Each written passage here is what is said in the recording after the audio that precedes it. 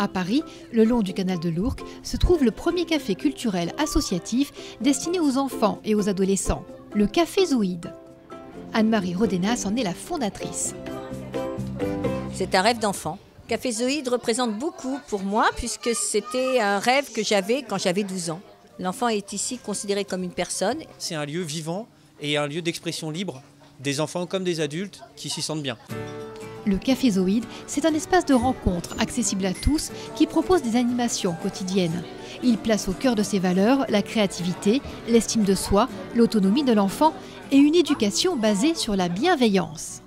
Qu'est-ce que cela signifie pour vous, l'éducation bienveillante ? Pour moi, c'est dans la mouvance de Françoise Dolto. C'est l'évolution de ne pas dire non aux enfants, de leur proposer plutôt des challenges positifs, de les amener à réfléchir par eux-mêmes plutôt que d'être sous la contrainte. Il faut faire attention à l'enfant.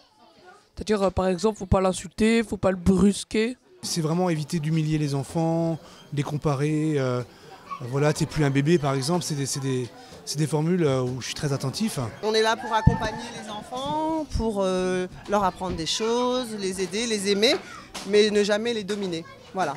Laisser les enfants s'épanouir, déjà, tout simplement, et les laisser toucher ce qu'ils ont envie de toucher, sans être tout le temps derrière eux, même si j'ai du mal. Moi, j'ai encore du mal. Qu'est-ce que cela signifie pour vous, la violence éducative ordinaire ? On peut dire que c'est la fessée. Moi, je trouve ça pas très encourageant pour l'enfant. En plus, s'il apprend qu'il se fait taper après avoir fait une bêtise, déjà, ça lui apprend rien. Ça lui fait mal, mais après, ça part, alors que quand on le parle, on l'insulte, ça reste toute la vie dans la tête.